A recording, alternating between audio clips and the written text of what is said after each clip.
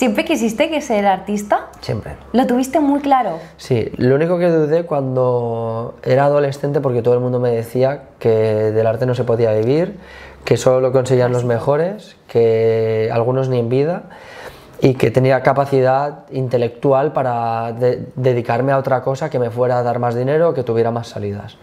Entonces ahí hubo un momento en el que sí que dudé de decir, ostras, no, pues igual puedo dibujar como hobby las tardes o no sé.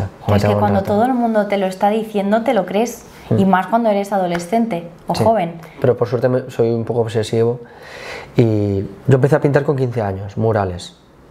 Para mí es un año importante, el 2006, cuando empiezo a pintar murales. Es cuando lo descubro y en un año ya me salen algunos trabajos.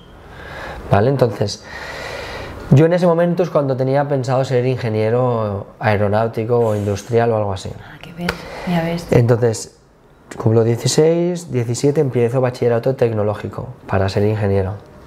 Y estoy amargado. Estoy amargado, saco las peores notas de mi vida. Y yo también hice tecnológico en cuarto, sí. Pues bueno, era una apuesta segura, pero ¿tú sabías que querías ser artista? No tenía ni idea, ni idea. O sea, sabía que se me daba muy bien, pero es que era impensable. En mi familia, en mi casa, en mi entorno, era imposible. Es normal. Yo siempre digo que eso tiene una parte buena, que es que si pensamos en competencia, la mayoría de la gente ni lo intenta. Porque te dicen que es tan difícil, que luego en realidad cuando te metes dices, no hay tanta gente que lo haga. Sí, o sea, claro que hay muchísima, pero tú imagínate si a todo el mundo le dijeran que te vas a hacer rico pintando, ¿no? Pues yo siempre digo que lo intento ver así, aunque en realidad me gusta que la gente crea que se puede, ¿no? Y de hecho es uno de mis mensajes que más me gusta comunicar. Entonces lo que me pasa a mí es que en el tecnológico no me va muy bien y yo empiezo, como te decía, a recibir encargos y a ser invitado en exhibiciones de arte urbano a nivel nacional e internacional.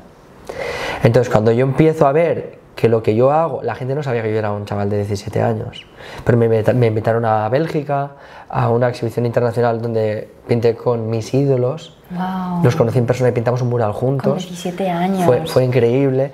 Después de varios años de aplicar a un evento de Almería que se llama Hip Hop Street Vicar, los primeros 3 años no me cogieron, ¿vale? Me rechazaron. Me aceptan también, entonces empiezo a ver que hay algo allí que está funcionando y hablo con artistas que viven del arte. Y entonces es cuando yo digo, no, a la mierda el tecnológico, no quiero ser ingeniero, quiero ser artista.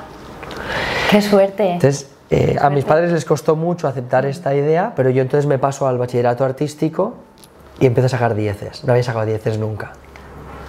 Estás en tu sitio. Estaba en mi sitio. Entonces, claro, mis padres, aunque decían, hostia, pero luego ¿qué va a hacer? Por otro lado era como, realmente está pasando algo ahí. Claro. O sea, veían que me salían algunos trabajitos que obviamente eran irrisorios, ¿no? Lo que podía ganar al principio. Yo ganaba para quedarme los botes de pintura que sobraban para seguir pintando, porque la pintura es cara de comprar y yo no tenía muchos medios para tener pintura. Entonces yo compraba para tener restos de pintura y lo poco que ganaba era para más pintura. Entonces ahí es cuando en la familia dicen, vale, igual sí que pues puedes ser artista, pero estudia una carrera. Estudié diseño gráfico y bueno, pues en la carrera, pese a que había muchas cosas que no me gustaban y además para mí estudiar no era una cosa que me gustara en general, aprendí otras cosas, descubrí una disciplina que me apasionó y durante años combiné diseño gráfico con la pintura. Es decir, yo cuando digo que solo me he dedicado a esto es un poco entre comillas, porque aunque yo acabé la carrera y me hice autónomo y me puse a trabajar por mi cuenta, realmente yo pintaba murales, pero también hacía diseños, diseño gráfico, ilustración digital, incluso creación web, porque es una cosa que siempre me ha gustado y me gustaba la parte de interfaz de usuario y tal. Entonces, al final combinaba, pero fue cuando decidí especializarme solo en pintura mural que me di cuenta que al final era más nicho, había menos competencia y yo tenía más expertise. Fue cuando decidí enfocarme en la pintura mural y en lugar de ofrecer 10 servicios, ofrecer 2. Pero esto es súper clave, porque justamente la gente hace lo contrario, que es voy a buscar un montón de cosas o voy a hacer lo que tiene más salidas y tú te atreviste en realidad a lo más difícil, que era vivir puramente de tu arte. Y ahí viene un análisis también. Yo al final tenía varias fuentes de ingresos o varios servicios o productos y al final es decir, hey, ¿qué rentabilidad me está dejando cada uno? ¿Cuánto tiempo me lleva? Porque si para hacer una web me invento, cobro 3.000 euros y estoy 3 meses de reuniones con el cliente y para pintar un mural cobro 3.000 euros y me lo hago en 3 días, y a nivel de costes materiales, uno es verdad que es teletrabajo y tiene esa comodidad y de hacerlo en remoto y de que una vez tienes tu equipo técnico es tiempo por dinero. En murales tienes que hacer una inversión de materiales para ese proyecto y un viaje generalmente, entonces al final iba equilibrando, pero hubo un momento en el que dije, ostras, creo que es mejor que me centre en murales, entonces me limité a eso y eso creció mucho, porque también en tu comunicación, ¿qué eres? ¿Diseñador gráfico? ¿O eres artista mural? ¿O eres ilustrador digital? Al final, cuando simplificas tu comunicación, eso hace tu marca más reconocible, o sea, a qué te dedicas, qué haces, incluso a nivel de posicionamiento web, de que la gente se refiera a ti. Ese que hace de todo, ¿quién es? No, el que hace tal. Entonces ahí es donde... Eso fue 2018, 2019 que empecé a acotar mucho, a especializarme en murales. Pero claro, ya llevaba mucho tiempo pintando.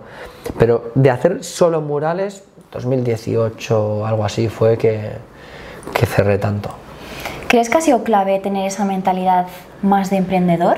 De analizar esos números, los resultados, la eficiencia, la productividad y demás para llegar a este punto. Sí, claro, claro. O sea, al final cuando tú te pones en modo empresaria y analítica es cuando las cosas se pueden disparar mucho, o incluso como marketingiana, ¿no? Antes de hacer eso, claro, yo quería pintar y solo pintar, y todo lo que es hacer un presupuesto, una factura, un no sé qué, era horrible. Además soy una persona que soy muy despistado y era muy desorganizado, muchísimo. Entonces, claro, ha requerido una evolución personal para que haya habido una evolución profesional. Entonces, a medida que he ido desarrollando esas capacidades y me he dado cuenta de que si tú lo que quieres es solo pintar, lo ideal es que trabajes para una empresa de pintura o para un artista y seas su asistente, porque entonces solo pintas, no piensas, no piensas. Sí, ejecutas. Ejecutas lo que te dicen y no haces ni presupuestos, ni logística, ni nada. Vas con lo puesto y vale, ¿hoy qué hacemos? Pues mira, me rellenas esto, aquí tal, y no te digo que no tengas que pensar nada, ¿vale? Pero que no tiene nada comparado con gestionar proyectos. Entonces, a la que empecé a asumir esas responsabilidades, me di cuenta de que si quieres ser artista por tu cuenta, o sea, artista, tienes que hacer mucho más que pintar. Y cuando lo aceptas, dices, pues me voy a poner las pilas aquí, es cuando la cosa puede crecer. Si solo quieres pintar y no quieres hacer presupuestos, no quieres atender a los clientes, no quieres no sé qué, y no tienes... Bueno, es que además tienes que aprender, te voy a decir, no tienes a nadie que lo haga por ti, pero es que aunque tú delegues, la responsabilidad es tuya. Y tú tienes que saber más o menos lo que quieres que se haga, porque si no vas a contratar a alguien que no te lo hará bien. Pero fíjate que en este sector es como aún existe ese pensamiento de yo solo pinto. A mí es que lo que me gusta es pintar. Cuando en otros sectores no existe esto. Por ejemplo, los diseñadores de moda. A mí lo que me gusta es diseñar, pero no me gusta hacer todo lo demás, pero yo lo hago porque toca, ¿no? Ya. Pero en el arte, yo creo que también por la historia, es como que el artista antes pintaba y tenía el representante o tenía la galería que ya iba a hacer todo ese trabajo, y se ha quedado como muy incrustado en la mente de los artistas. Probablemente sea eso, pero vamos a cambiar ya esa idea y chicos, hay que moverse. Sí, hay que, o sea, si quieres dedicarte al arte, mi consejo es que entiendas que tienes que vender, tienes que ser empresario o empresaria. ¿Has tenido alguna dificultad con esta mentalidad de tengo que mostrarme, tengo que vender? porque hay como mucha resistencia en el artista con el arte de, no, es que claro, yo hago lo que me apasiona, es que disfruto tanto con lo que hago que no lo voy a vender, lo voy a regalar. Me he encontrado con muchas personas así, incluso yo era de, bueno, regalo mi obra porque claro, me encanta tanto lo que hago que... Ya. ¿Tú has vivido esto? Sí, pero el hecho de que hicieras servicios de diseño gráfico y entendiera que esos respondían a una necesidad del cliente y que era un win-win, hizo que yo pues buscara qué necesidad cubría también mi arte para entender que es un win-win también, porque si no es muy difícil, ¿no? Y si haces lo que tú quieres, ¿por qué te lo van a querer comprar? O cómo ponerle precio a tu trabajo, son cosas muy complejas realmente. Entonces, claro que he tenido esos retos, pero bueno, he ido aprendiendo cómo definir con palabras mi arte, que es que las palabras también son una cosa que tenemos que aprender. O sea, tú puedes pintar muy bien, pero si no sabes comunicarlo con palabras, también es muy complejo. Entonces, bueno, son cosas que vas sacando. Es interesante. Y ahora actualmente, Marc, Dase, que es tu firma, o sea, ¿cuáles son sus grandes retos? Pues el año pasado creé Pintalis, que es una agencia de artistas. Entonces, en esta agencia ofrecemos servicios de principalmente pintura mural y arte en vivo para eventos, y también hacemos team building para empresas que quieran ofrecer una experiencia artística para unir a su equipo o pasarlo bien. Entonces, con esta agencia cojo muchos trabajos que a lo mejor no acaban de casar con mi obra personal de Dase, que a lo mejor me entran por Dase, pues lo puedo gestionar desde la agencia, al cliente le ofrezco una solución, pero no es un Dase. Vale. Entonces ahí está súper guay porque de repente estoy trabajando con un montón de artistas que de otra manera diría, no, esto yo no lo hago, o de esta manera no lo quiero hacer. ¿Ves? Yo lo hago de esta manera, pero si no, tengo una agencia, así es como nace, porque al final la faena entra por Dase actualmente. Ahora está empezando ya a recibir la suya propia, pero hasta ahora empezó así, ¿no? Pues te lo hago desde la agencia. Y mola porque estoy conociendo a muchos artistas y estoy incluso conectándolos entre ellos, porque a lo mejor hacemos un team building para una empresa y vamos a hacer, mira, el año pasado hicimos el récord del mundo, 1.300 participantes en un team building de pintura. ¡Wow! En Fira Barcelona. Entonces necesitaba muchos artistas para hacer esa actividad. Entonces, la mayoría se conocieron para hacer este proyecto y algunos han sacado una amistad de ahí. Claro. O incluso se pueden contratar entre ellos para ayudarse o pedirse consejos, o sea, al final se crean unas conexiones guapísimas. Y yo también, el necesitar a tantos artistas para cubrir la demanda que me llega. ¡Qué chulo!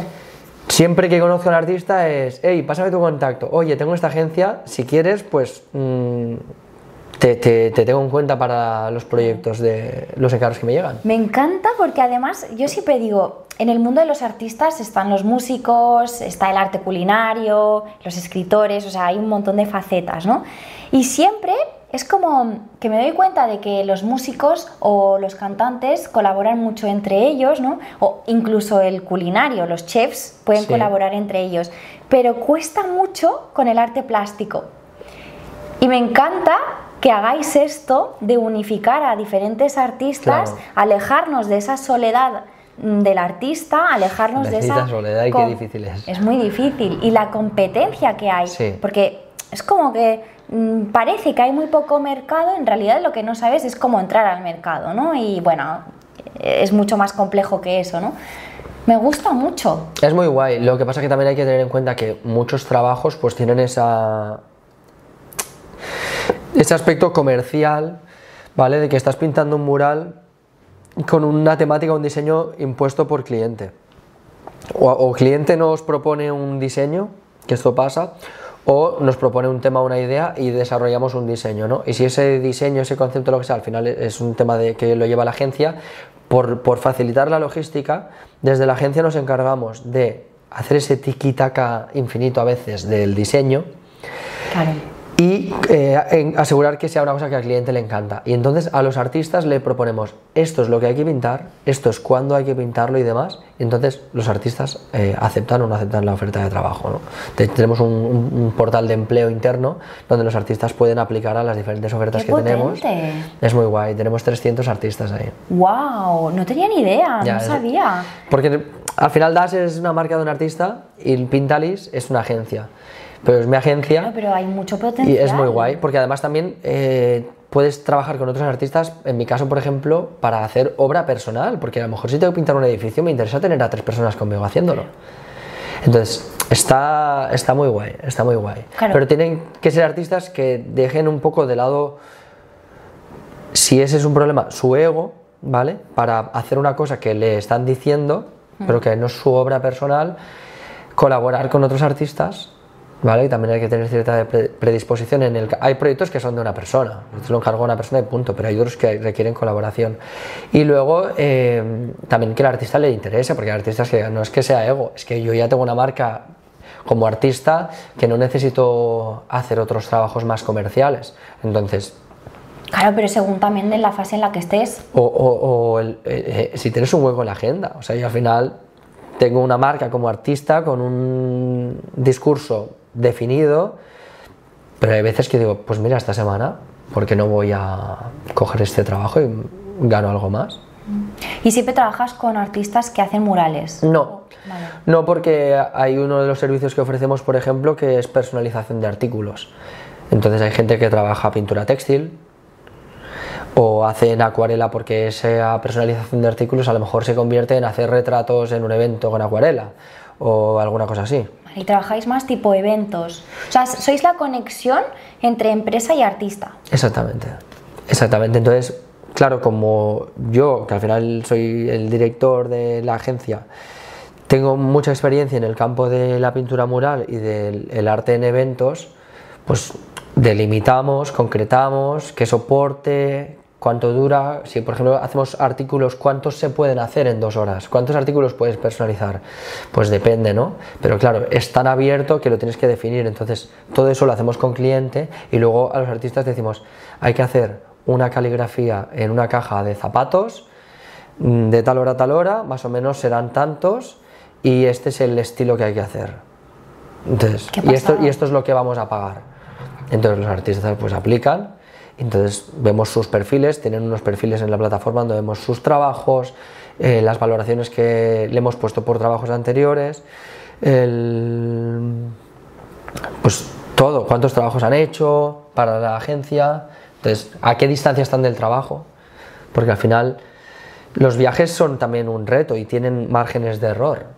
Si tú estás a 200 o 300 kilómetros de un trabajo, por mucho que tú seas una persona muy responsable y en la mayoría de veces no va a pasar nada, hay mayor margen de error que si vives a 6 kilómetros del trabajo. Entonces, bueno, son cosas que tienes en cuenta. Y bueno, sí, evidentemente. Si hay algún artista que nos esté escuchando que le pueda interesar esta agencia o querer trabajar contigo, sí. ¿Cómo puede contactar? Pues en pintalis.com. Si nos vamos abajo de todo, al footer que le llaman, que es la línea de abajo, hay una pestañita que pone empleo. Entonces le das ahí, te registras y tendrás que poner tus datos, pues de dónde vives, mostrar alguna foto de tu trabajo, si eres autónomo, si tienes una SL o si estás con una cooperativa o como sea que facturas, porque solo podemos trabajar con gente que está facturando. Y nada, se registra ahí y ya verá todas las ofertas disponibles para aplicar. Maravilloso, o sea, ya sabéis, o sea, de aquí sale trabajo. O sea, si resuena con vosotros, literal, esto que está contando Marc, yo me tiraría a la por piscina, mí un placer, o sea, cuanta más gente ahí, mejor. Bueno, hay ¿tenéis apertura, no? ¿Aún o tenéis limitación de artistas? No, y de hecho hay algunas provincias en España, sobre todo en zonas interiores y tal, creo que en la zona de Teruel, por ejemplo, nos falta más talento allí en la agencia, no digo que no lo haya.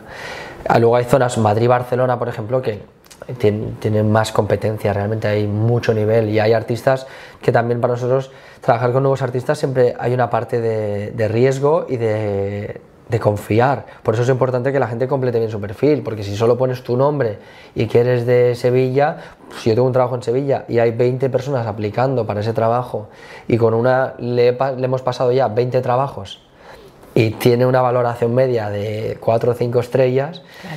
¿Para qué se lo vamos a pasar a alguien nuevo? El riesgo... Claro, pero lo bueno son los proyectos colaborativos. esa es la mayor oportunidad para empezar a trabajar con la agencia, porque de repente los team buildings o murales muy grandes donde se tienen que terminar en un tiempo muy corto, pues de repente ahí trabajas con otros artistas y la valoración de ese trabajo es compartida también.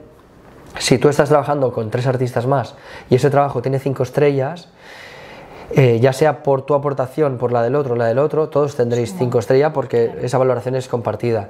De la misma manera, si alguien no está haciendo las cosas bien, eso os va a afectar también en equipo. Entonces me gusta mucho este tipo de valoraciones yo no pongo una valoración al artista, pongo una valoración al trabajo respecto a lo que es el briefing que tiene, ¿no? El diseño, la fidelidad, si se ha hecho en el timing y demás. Entonces, si eso se cumple, todo el mundo se beneficia, y si no, por alguno de los del equipo que no está cumpliendo, también fuerza a los demás a, oye, vamos a empujar para arriba a esta persona, vamos a intentar sacar esto bien. Entonces, es un propio team building dentro de la colaboración entre artistas. A mí, cuando pensé en que la valoración de los artistas fuera en base a sus trabajos y no a la persona, porque entonces solo tienes una valoración. Claro. ¿Vale? No, es por cada trabajo y tu valoración es la media de todos los trabajos que has hecho.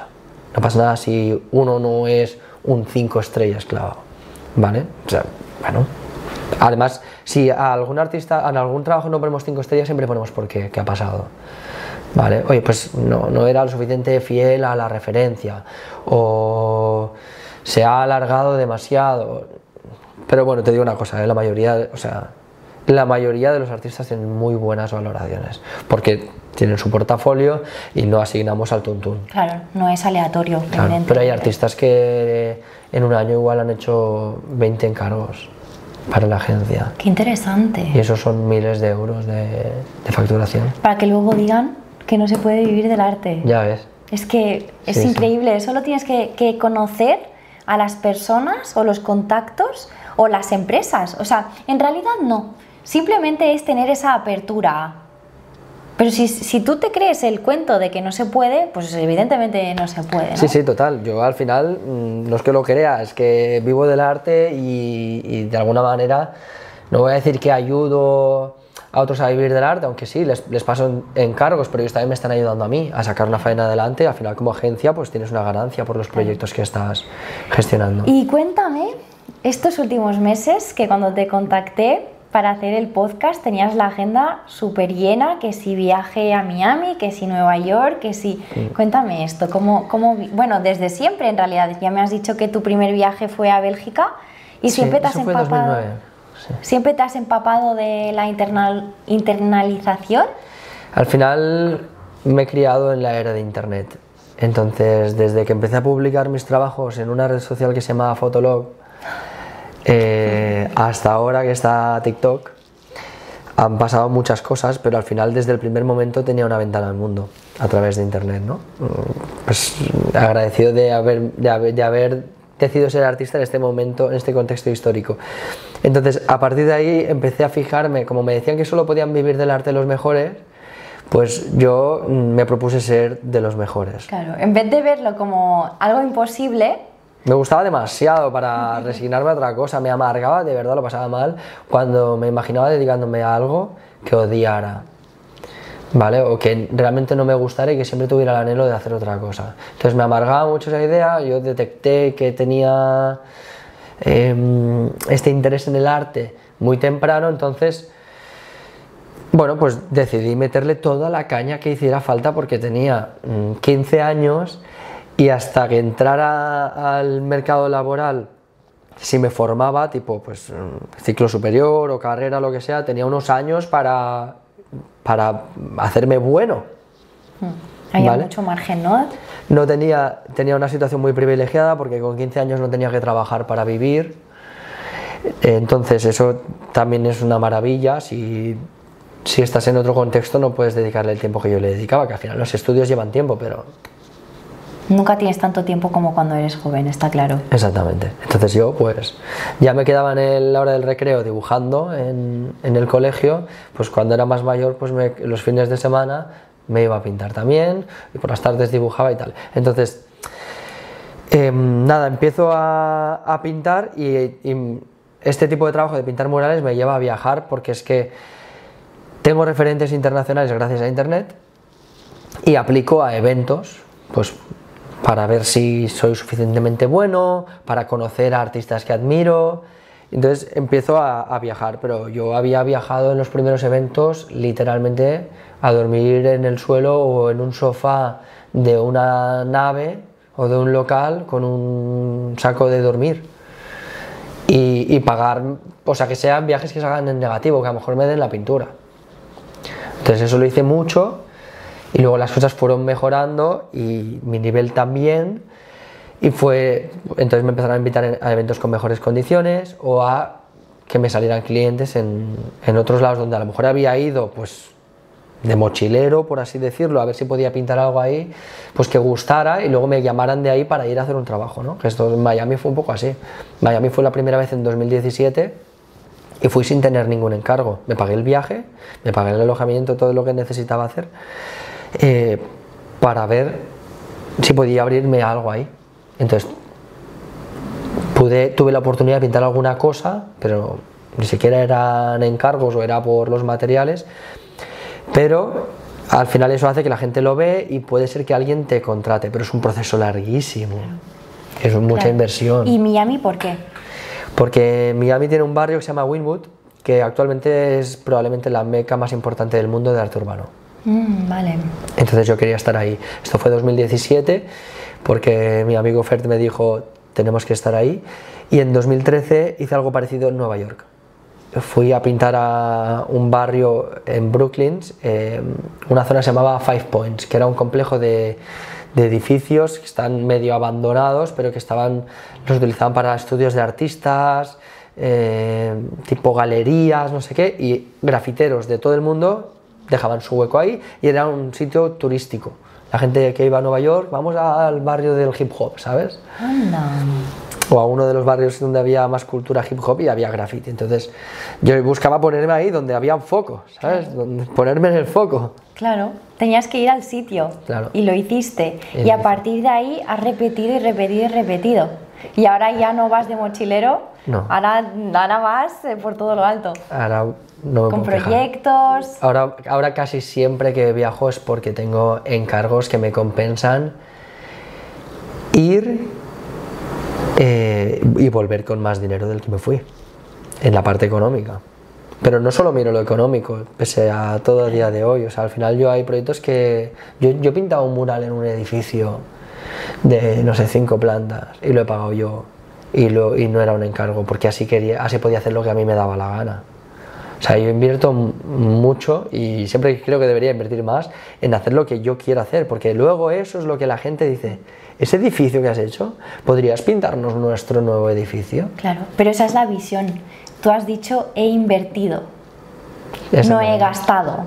Ahí es la clave. En realidad es tu propaganda, exacto. Claro, y la gente te va a contratar lo que vea en tu portafolio. Hay gente que a mí me pasaba mucho y pensaba, pero si yo puedo hacer lo que quiera. O sea, tenía esa creencia, ¿no?, en mí mismo también, de decir, es que yo, si a mí me dicen que sí puedo pintar un coche o un paisaje o no sé qué, yo lo puedo hacer. Ya, pero la gente no lo ve. Como no lo enseñas, no te lo van a pedir. Entonces primero tienes que hacerlo tú, ¿vale? No te esperes a que llegue un cliente y te pida lo que tú quieres hacer. Tú hazlo, lo pagas tú, le dedicas las horas que tú quieras, te buscas la vida para hacerlo. Si quieres pintar un edificio que tiene su complejidad, porque es alquilando un brazo articulado de estos, que es como una grúa, tienes que tener permisos, ¿no? Formación profesional, tienes un carnet de plataformas elevadoras. Vale. ¿Vale? Seguro de responsabilidad civil, o sea, es un tinglado, ¿vale? Si tú, o sea, todo esto hazlo porque quieres hacerlo, y cuando lo tengas y lo hagas, alguien dirá, hey, he visto ese edificio, quiero otro. Claro. Pero si no... Tienes una referencia. Yo sé que es difícil, porque estas cosas requieren mucho dinero también. Dinero, pero creo que valentía. También. Yo creo que es eso, es el atreverse. Sí, ¿no? Y que al final lo del edificio es un ejemplo un poco más radical, porque entiendo que es menos accesible. Yo me acuerdo cuando veía muralistas pintando edificios y decía, es que ¿cómo puede ser? ¿Cómo lo haces tan grande? ¿Cuánto vale? ¿Cuánto se tarda? ¿Cómo de duro es? Entonces, he puesto un ejemplo un poco extremo, pero cualquier cosa, acuarelas, cuadros, primero hazlo tú Haz unos cuantos, enséñalos y te lo pedirán. Sí, además también yo conozco también muchos artistas, ¿no? Por la parte que me toca como mentora. Hay muchísimos artistas que pintan y que quieren vender la obra que en realidad es experimento. O sea, quieren vender esa fase de experimentación. Y es, bueno, a lo mejor sí o a lo mejor no, ¿no? Date permiso a crear solo para ti, no con fines económicos. Ya. Y probablemente ahí es cuando empiezas a conocerte y a tener tu propio concepto y no esperar a que encaje en la sociedad o encajen externamente. Ya. Creo que primero se empieza internamente y siendo fiel a ti mismo, eso hará que atraiga a las otras marcas, al mercado, a las personas y demás. ¿Estás de acuerdo con esto? A ver, creo que los experimentos tienen valor, lo que pasa es que creo que hay que... Es complejo, ¿vale? Porque una cosa es vivir el arte, que es hacer arte, y la otra es vivir del arte. Y cuando quieres vivir del arte, hablábamos antes de que tienes que entender qué necesidad estás cubriendo, a qué público te estás dirigiendo también, y entonces esa fórmula es un producto o servicio. Si tú tienes eso claro, esa experimentación está al margen de eso, ¿vale? Y entonces lo que tienes que hacer es crear productos o servicios para ese modelo de negocio que te has formulado. Entonces, claro, ir experimentando y sacarlo al mercado y esperar que te lo compren es un poco complejo, a no ser que case muy bien con lo que estás haciendo, ¿no? Pero, y luego también, si la experimentación, por su propia definición, se sale de la norma de lo que estás haciendo, va a ser menos atribuible a que es tuyo y no te ayudará tanto en la creación de una marca reconocible o de crearte un nombre. ¿Cómo es tu proceso creativo? Generalmente, como lo que más hago es trabajar por encargo, llega una solicitud y se plantea una solución a esa necesidad, ¿no? Pues ya sea pintar un mural para embellecer un espacio o crear una obra de arte en vivo en un evento, personalizar artículos también en un evento o cosas así, ¿no? Entonces, primero se define lo que se va a hacer y cuando ya tenemos la parte de qué necesidad cubre, qué tipo de servicio es, empiezo con el diseño digital. Generalmente trabajo con el iPad y con la Procreate y ahora estoy empezando también a tocar inteligencia artificial para tener referencias fotográficas únicas y que respondan muy bien a lo que yo estoy buscando, desde el punto de vista al sujeto, todo. Qué chulo. Eso es lo último que estoy tocando y me está gustando mucho. Después, cuando ya tengo el diseño, que lo hago con las medidas de la obra que voy a pintar, preparo un mock-up que me sirve para presentarlo al cliente y para que todo el mundo visualice un poco mejor cómo funciona eso en un lienzo o en un espacio o donde sea que va a tener lugar. Finalmente, compro los materiales y los realizo. Casi siempre en mis trabajos los realizo allá donde me los piden. O sea, no trabajo tanto en el formato de estudio de cuadros, que también hago, pero menos, sino que yo voy a sitios a pintar murales allí, o a pintar un mural o un cuadro en vivo en un evento. Entonces, el tema de la logística siempre suele incluir un viaje, claro, unos materiales que tienen que ir a un lugar. Es un poco jaleoso. Bueno, es muy diferente, evidentemente, al cómo trabajo yo, ¿no? Yo, en realidad, no me puedo mover de mi sitio. Tienes todo ahí, ¿no? Lo tengo todo ahí y es como un hándicap porque, claro, muchas veces me gustaría como poder trasladar todo eso en otro sitio, pero claro, es como llevarse todo el taller a otro lugar. Bueno, lo puedes hacer, tendrías que a lo mejor... Tendría que tener diferentes bases de diferentes sitios. Bueno, cuando trabajas en un sitio que es fuera de tu estudio, tienes que ser muy específica con lo que necesitas. Yo antes me llevaba maletas de viaje grandes con material de sobras. Con los años he ido refinando eso y me llevo lo que necesito. Claro. Puedo tener un 10% de más de material del que necesito, pero no me llevo un 20%. Claro, claro, pero en tu caso es muy diferente porque tú ya trabajas al aire libre o en espacios abiertos, ¿no? En mi caso tiene que ser lo contrario porque la resina tiene que estar en un espacio totalmente cerrado, tiene que tener una humedad muy controlada, vale, tiene que estar libre de polvo, o sea, hay como un montón de características que tienes que controlar.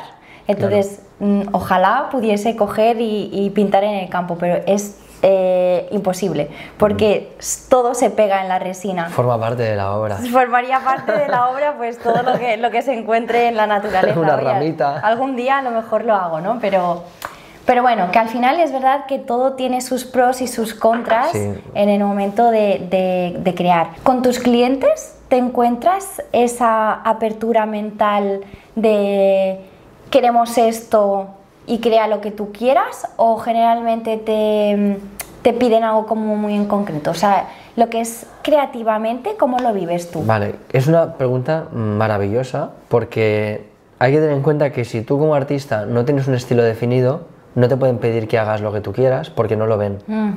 No ven cuál es tu propuesta, cuál es tu estilo, cuál es tu no sé qué. Entonces, si tú no tienes un portafolio mínimamente homogéneo, es muy difícil que te den libertad, porque en uno tienes un cuadro que es realista y el sujeto es un vehículo, luego tienes otra obra que es abstracta y no sé qué. Entonces, al final, si tocas muchos registros, lo que te puede pasar es que el cliente no te sabe decir, o sea, se arriesga mucho cuando te dice haz lo que tú quieras. Claro. Pero si tú tienes una coherencia en una paleta de colores, en unos sujetos o temas, en unos tipos de trazos, entonces ahí ya sabe el cliente lo que vas a hacer, porque vas a hacer más de lo que ha visto, más o menos. Entonces, cada vez más tengo la suerte de que me piden lo que yo, o sea, lo que yo quiera, digamos. Claro. A nivel de estilo, ¿vale? Generalmente el cliente lo que propone es una temática, vale, o un concepto, y a partir de ahí yo hago una propuesta con mi estilo. Me encanta que hayas sacado este tema, porque es que esa es tu diferenciación como artista y por eso se te reconoce y por eso en realidad te piden esa obra o ese mural o... Es lo que le da valor, o sea, al final el tema de la pintura en concreto, porque al final el arte tiene muchas disciplinas, pero en la pintura el problema es que tú puedes hacer lo que quieras con la pintura, el problema. Entonces, al poder hacer lo que quieras, tienes que hacer un filtro y decir, no, es que yo tengo un rollo, ¿vale? Un estilo, un tema, yo me repito, pero es que son como varias maneras de definir tu obra. Y cuando eso lo tienes, eso es lo que le da valor a esa pintura, porque es de autor.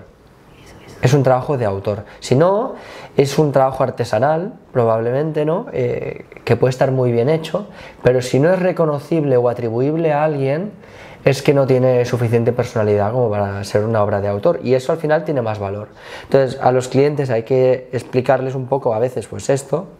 Si me dicen, por ejemplo, que haga algo que se sale de mi estilo, yo tengo la habilidad de poderlo hacer. Puedo representar cualquier imagen con un nivel de fidelidad alto, pero eso es lo que le va a dar más valor al servicio que me contratan. Si estoy decorando un espacio, quieren que digan, ostras, qué bien pintado está esto, o que digan, esto es de un artista en concreto que hace esto por este motivo y de esta manera.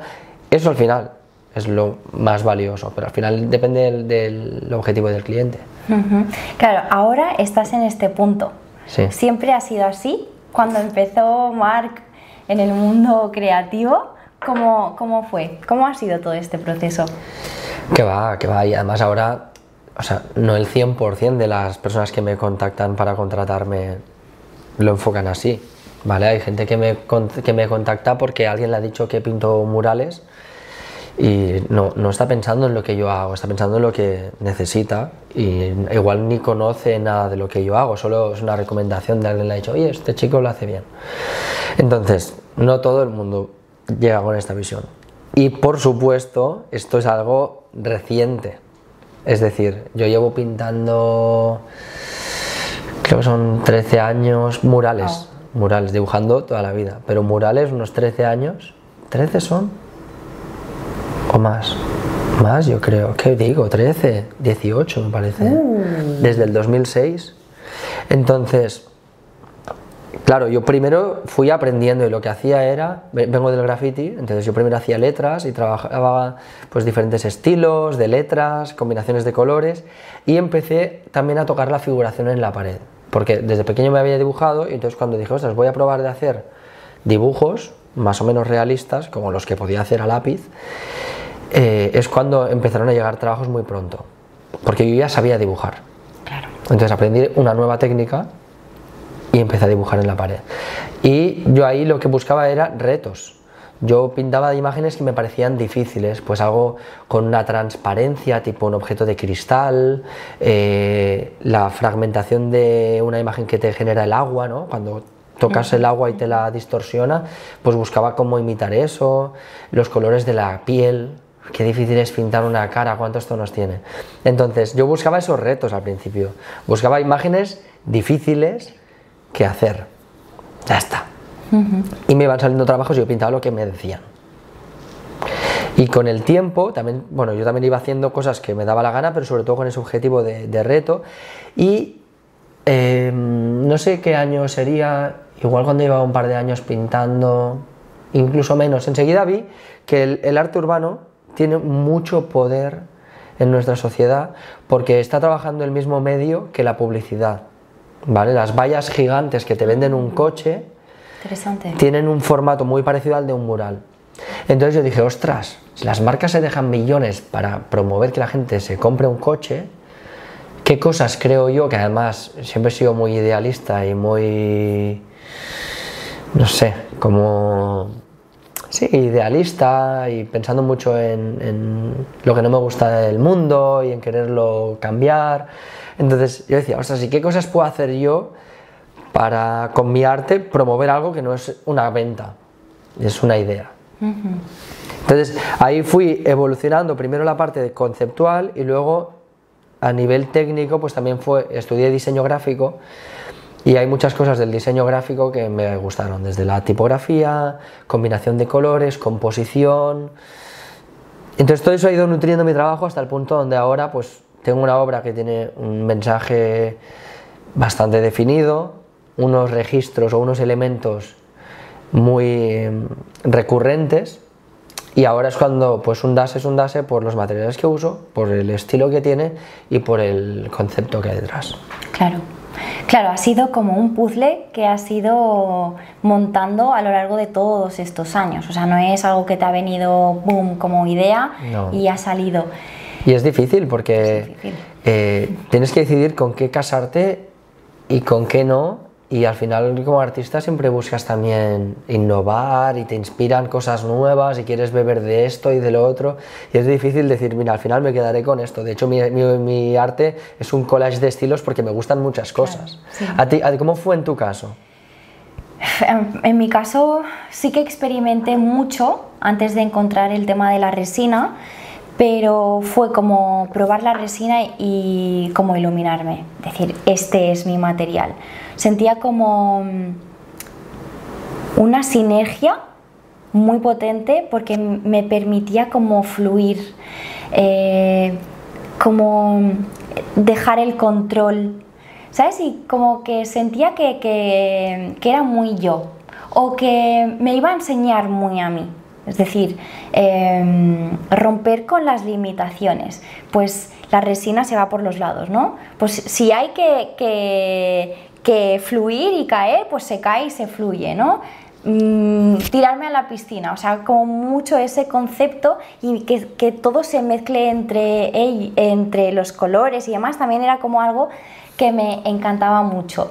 Pero realmente en mi caso fue como muy fácil. ¿Ah, sí? Encontré la resina y era como, es esto. Y a veces digo, a lo mejor en otra vida yo experimenté con la resina y era como, en esta vida he vuelto a reconectarme, ¿no? ¿Pero no empezaste como por la figuración o algo así? ¿Ni de pequeña? Hice acuarela, hice algún retrato que me salió fatal, porque evidentemente los retratos y los dibujos pues son muchos años de práctica, y yo no, era coger, a mí me gusta lo grande, entonces yo cogía un lienzo grande y empezaba a pintar, y no se hace así, ¿no? Hay que experimentar en pequeño, en muchas pruebas, y luego ya sale, ¿no? Experimenté mucho y no me salía como a mí me gustaba. Sin embargo, con la resina sí. Experimenté en pequeño porque es un producto, un material que es costoso, ¿no? Entonces tampoco podía hacer cosas a lo loco, pero me pasé directamente al formato grande, o sea, la transición fue muy corta y era como sabía lo que estaba haciendo. Yo no sabía por qué lo sabía, pero no sé, conecté de una forma muy potente. Entonces, por eso entendí que ese era mi material. Pero también es verdad que las personas cambiamos, los artistas también evolucionamos, ¿no? Y también estoy ahora en una fase que la resina en su día me aportó muchísimo por esa fluidez, ese descontrol, el no limitarse, y ahora siento como que necesito cambiar un poco y experimentar con nuevos materiales y a ver en qué sale, ¿no? Pero sí. Y oye, si con la resina es tan fluido y tal, tan libre, por así decirlo, ¿tú no haces un diseño previo? Nada. Vale, como máximo defines los colores, dices que retrabajar esta paleta. Exacto.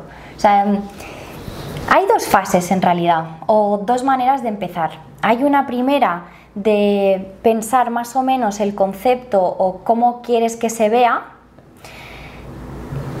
que muchas veces empiezas y no es para nada lo que tú tenías pensado, que es lo guay, o sea, ese descontrol, tú tienes, es como la vida misma. Por eso me gusta mucho el arte y la resina en concreto, porque tú te lanzas a hacer una cosa, pero la vida te prepara otra, ¿no? Pero al menos lánzate, al menos pruébalo y luego ya se verá.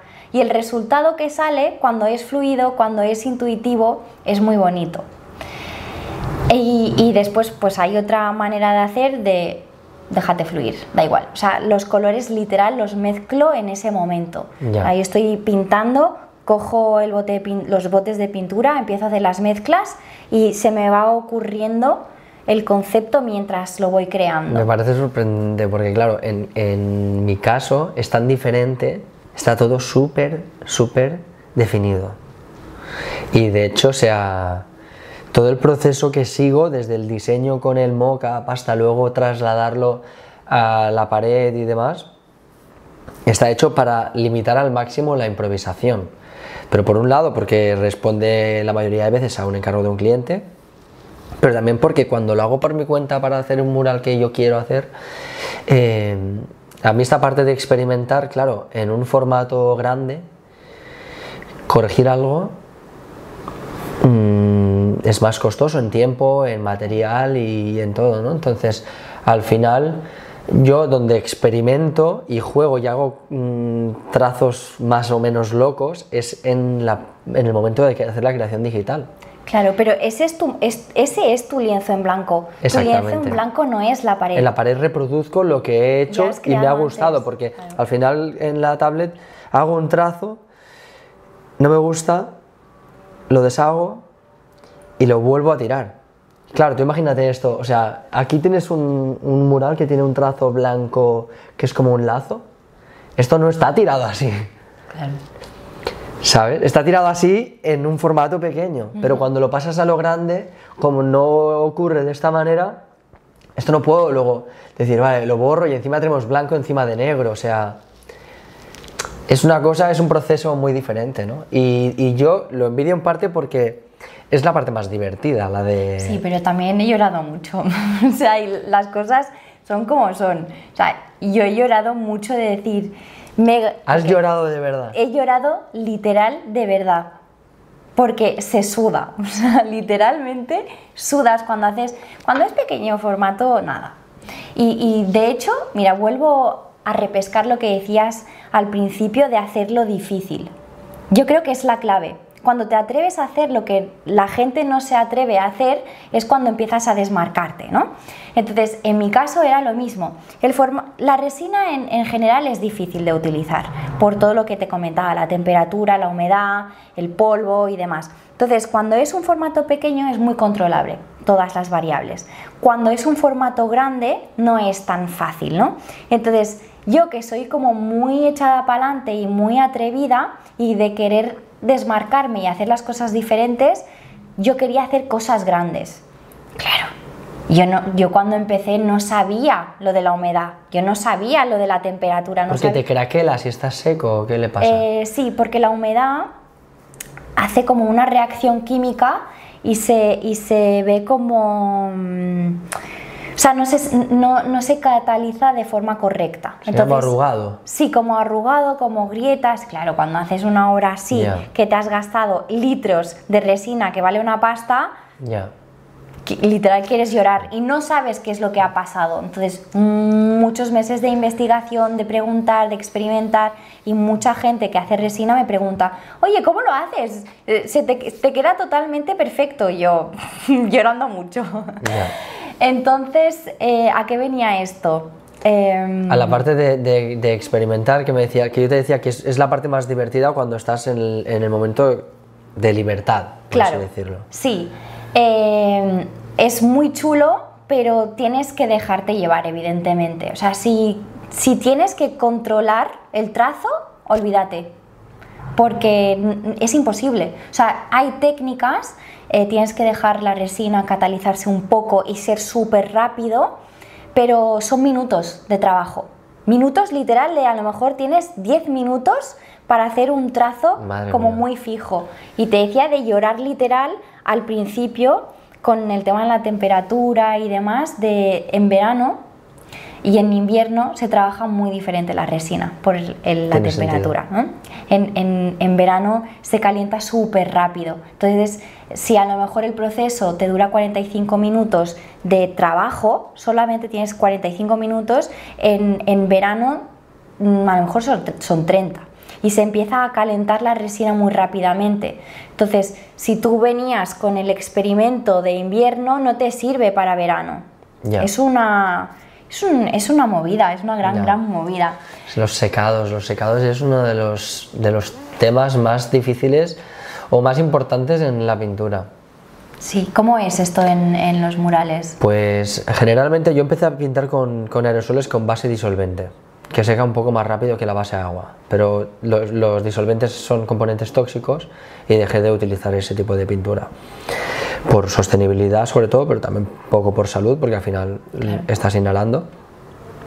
Y entonces con los aerosoles, tanto base agua como base disolvente en general secan muy rápido, como digo, uno más que el otro, pero seca tan rápido, y lo bueno de la pintura es que no estás tocando con un pincel o un rodillo la superficie, que si la pintura está prácticamente seca, pero a lo mejor no al 100%, tú todavía le puedes velar con otro color. Entonces, entre que seca rápido y que no necesita un secado de 24 horas para volverlo a tocar, te permite una agilidad tremenda. Entonces yo puedo hacer murales bastante grandes y bastante laboriosos en cuanto a capas en unos tiempos que sorprenden. ¿Se puede preguntar cuánto tardas en hacer un mural? Una pintura en directo, por ejemplo, tiene una duración general de unas 2 horas. Y en 2 horas pinto 2,5 metros de alto por 2,5 de ancho. Claro, pero esto te ha llevado 15 años de experiencia. Sí, o más, es que creo que son 18, pero sí. De hecho, a veces me dicen, ostras, lo has hecho en un poco más de 1 hora y esto ya está terminado, ¿no? Y digo, bueno, claro. Sí, 1 hora y esos 18 años que van detrás, porque claro, ahora no me equivoco, o me equivoco muy poco. Quiero decir, yo cuando pongo una línea, ¿va? ¿Dónde va? Sabes lo que estás haciendo. Entonces, claro, eso también agiliza mucho, pero eso es lo más difícil, ¿no? Por ejemplo, encajar un mural. Si es figurativo, que te queden las cosas bien proporcionadas o en su lugar. Me parece fantasía. Grandes. O sea, no entiendo cómo se hace. Bueno, hay diferentes métodos. De hecho, los voy a decir porque igual a alguien le pueden ir bien. Está el más difícil, que es mano alzada. Más o menos calculas, ¿no? Lo que hacían con el lápiz es mano alzada con la ayuda de un lápiz. Pero al final es a ojo. Es la más difícil porque además suele requerir ir refinando cositas. Otra que es un poquito, es lenta, ¿vale? Es laboriosa, pero es un poco más fácil. Es primero haces unas marcas aleatorias, puede ser una cuadrícula o puede ser garabatos en el soporte donde vas a pintar, puede ser un lienzo o un mural. Y digitalmente le haces una foto y superpones el diseño que vas a pintar. Vale. Lo pones con transparencia y pongamos que en los garabatos de fondo he hecho un corazón, un triángulo y una estrella, ¿vale? Y pongo una cara. Entonces, cuando superpongo la cara con transparencia encima, digo, vale, el ojo va donde he puesto el triángulo, la nariz donde he puesto el corazón. Entonces, ahí te guías. Tienes referencias. Tienes una referencia, entonces dices, vale, pues en el corazón la nariz cruza justo por el medio, pues como sé dónde tengo el corazón porque lo he pintado ahí, pues cojo y en medio hago la boca. Entonces así haces un marcaje muy fiel al diseño y es fácil de hacer. Vale. Lo puedes hacer con el móvil, la superposición esta. Vale. Y luego hay otra manera que es la más fácil pero requiere una inversión previa, que es proyector. Con un proyector proyectas la imagen y te la calcas. Hay que tener en cuenta que tanto para la opción de la retícula orgánica, que es lo de la superposición, los garabatos se llaman retícula orgánica. Tanto para esta técnica de traspasar la imagen a otro formato, como para el proyector, lo ideal es trazar primero el diseño de las líneas más duras, como cuando la gente hace un tatuaje, se hace un retrato aquí. Lo que te calcan es todo a línea. Pues si tú tienes el diseño preparado a línea, va a ser más fácil porque hay zonas donde hay poco contraste, una sombra, por ejemplo, que cuando lo pongas con transparencia no vas a verlo. Solo vas a ver lo que tiene más contraste. Entonces lo ideal es trazar todo el dibujo a línea. Wow. ¿Y tú eres autodidacta? Sí. ¿Y cómo es tu trayectoria como autodidacta? O sea, ¿cómo empiezas a entender toda esa técnica que no has aprendido? Como tú, llorando mucho. Ya ves. Yo llorando mucho y literal también. Literal, O sea, yo recuerdo incluso en 2008 creo que fue, que en realidad ahora lo miro con retrospectiva y pintaba bastante bien. A nivel técnico ya dominaba el aerosol. Y recuerdo llorar y recuerdo dejar de pintar prácticamente un año y replantearme mi sueño, que era ser artista, por hacer otra cosa. Ya no porque no tuviera la capacidad de pintar más o menos bien, sino porque yo sufría demasiado. O sea, lo pasaba tan mal con el nivel de exigencia que me ponía que dije, pues si yo quería ser artista para ser feliz y me estoy amargando. Ya. Más vale que me meta a otra cosa. Para finalizar, Marc, y para aportar aún más, si cabe, a todos los artistas que nos están viendo, ¿cuál crees que es la fórmula o la manera de poder vivir del arte? En realidad, aunque lo típico es decir que no hay fórmulas ni hay secretos, yo creo que hay un proceso que creo que es muy común o que mucha gente puede pasar por aquí, ¿no? Que es empezar por afición, porque te gusta, desarrollarlo como profesión y luego vivirlo como propósito.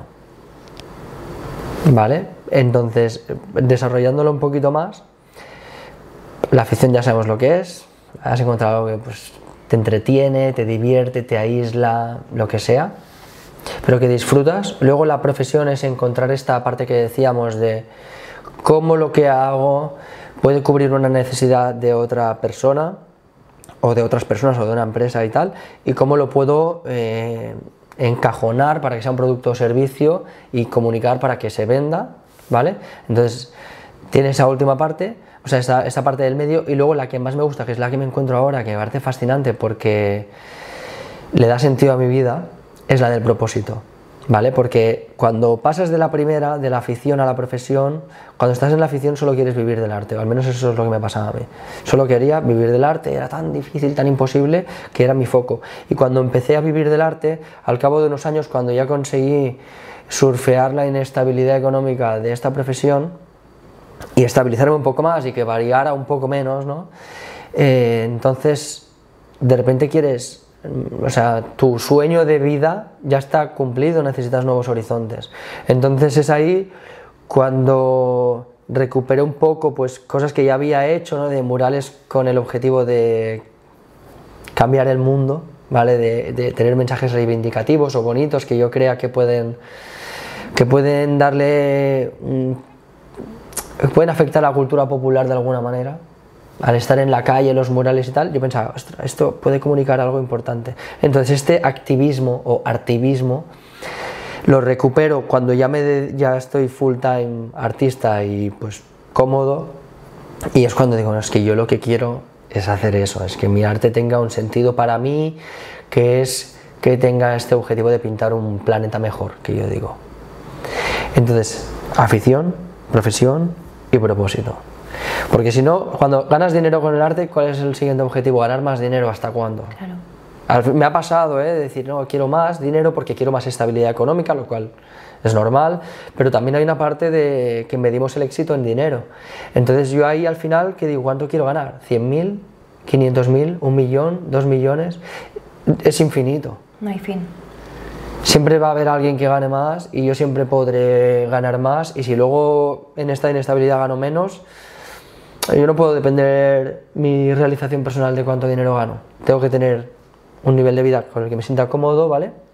Y es difícil eso también de equilibrarlo, pero sobre todo tengo que tener un objetivo, y es cuando yo digo, a mí me da igual pintar un edificio con mis medios, porque yo tengo un objetivo, un propósito, que yo creo que mi arte hace un trabajo social, o yo me lo quiero creer así, porque eso es lo que le da un sentido a mi vida, que piensa, yo cuando me muera, si he pintado unos murales que han influido a algunas personas, en mi caso, a ser más empáticas con los animales y con respetar el medio ambiente y tal, que es como mi foco principal, yo me siento orgullosísimo, pienso que es algo potentísimo, ¿sabes? Es como volver a el propósito es como volver a la afición. Porque un poco. Cuando empiezas con la afición también es como que lo haces por ti. Exactamente. Y el propósito también vuelves a hacerlo por ti. Y es como en realidad son 3 fases que es casi circular. Un poco sí. Súper interesante, me gusta mucho. Y yo en mi caso, que soy una persona vegana. Eso significa que no apoyo la explotación animal para nada, ni para alimentación, ni para vestimenta, ni para ocio. Entonces, mis murales promueven el respeto y el amor hacia los animales de otras especies. El ser humano también es un animal. Entonces, yo conectar esta filosofía con una habilidad técnica, que es pintar murales y tal, de repente a mí le da un sentido a mi vida, porque es que tiene mucha coherencia. Es muy potente, y eso es lo que yo hace que yo vaya en el tren escuchando música, una banda sonora, y piense, es que esto es épico. Y no estoy pensando en cuánto dinero voy a ganar, estoy pensando en lo que quiero hacer, que quiero que sea algo que impacte culturalmente, ¿sabes? Claro, o sea, va mucho más allá. Mucho más allá. Qué guay. Del dinero y de mí, ¿sabes? Es dejar huella como leyenda o... bueno, es tu granito de arena. Es épico, o sea, en mi cabeza suena épico, pero lo épico no es mi huella, sino es el efecto. El efecto es lo que se busca. Qué guay, me gusta muchísimo, o sea, súper interesante. Me acaba de venir a la cabeza que hace un tiempo vi una publicación de un mural que lo habían borrado o algo así, me quiere sonar. Sí. ¿Nos quieres contar un poco esto? Sí, pinté, de hecho es uno de los proyectos que hablaba de un edificio que pinté por mi cuenta, era un homenaje a Ismael López, que es cofundador de Santuario Gaia, un santuario de animales rescatados de la explotación, y retraté a Ismael y a Leonardo, que es un burro del santuario. Están abrazándose, una imagen que es preciosa. Entonces la representé con mi estilo, y al año pintaron los laterales del edificio y desapareció mi firma. ¡Ostras! De la obra. Entonces, bueno, compartí un vídeo donde explicaba que había pasado esto y que era un misterio, que había pasado ahí, porque estamos hablando de un mural que tiene 4 plantas de altura. Es que claro, estamos hablando de... Claro, es grande, no lo borras ahí. Además la puse alta, ¿sabes? Entonces... que fuera inalcanzable. Sí, y que tuviera visibilidad también, ¿no? Al final hay una parte ahí también de que... Hombre, claro. Sí que dejo mi firma y prefiero que se vea, aunque no sea lo más importante, me gusta que esté. Entonces hice un vídeo explicándolo y diciendo, no sé qué ha pasado, cuál es el misterio. De hecho, no se ha resuelto, no sé quién fue ni por qué. Pero por suerte el ayuntamiento de mi ciudad natal, Mollet del Vallès, me apoyó y me puso los medios para que restaurara el mural, y entonces eso estuvo fantástico. Increíble, ¿eh? Es como una segunda, es como resistencia, pero no, está ahí, es tuya. Sí, no, está guay, está guay. Pero bueno, pienso que lo de la firma tiene un punto egocéntrico que no me gusta mucho, pero joder, cuando te pasas, cuando haces una inversión tan grande de tu tiempo y de dinero para pintar un edificio, para promover un mensaje, y al final pues simplemente lo firmas y te lo borran, también es... Para mí la firma es imprescindible. También es, no sé, feo, como mínimo. Feo, feísimo, pero o sea, a mí me gusta la firma porque si no te conozco, te voy a conocer. Y no solo eso, creo que la firma aporta contexto histórico, porque cuando tú no sabes de quién es una obra, no sabes en qué año se pudo haber hecho, o en qué década, o en qué siglo, o no sabes qué propósito tiene ese trabajo. Pero si puedes relacionarlo a una persona y relacionarlo a más trabajos, entonces le da más profundidad, porque si tú ves ese trabajo, ves un hombre abrazando a un burro, ¿vale? Pero lo que yo te comentaba de que para mí tiene un objetivo de difundir o promover el respeto y el amor hacia los animales de otras especies, solo viendo ese trabajo es difícil saber si es eso o no, ¿vale? Pero si ves 5, entonces entiendes que hay un mensaje global. Claro, porque ya no solamente es la obra, es todo lo que hay detrás de la obra. Es la serie también. La serie. Súper, pues muchísimas gracias. Gracias a ti. Ha sido un placer. Gusto. Gracias por haber aceptado mi invitación. Eso faltaría. Ha sido una pasada hacer este podcast contigo. Ojalá que vengan más oportunidades. Que vengan, y para todos. Colaborar más veces de otras formas, lo que sea. Eso es. Y... Pues gracias a ti también. Ha sido un gusto también.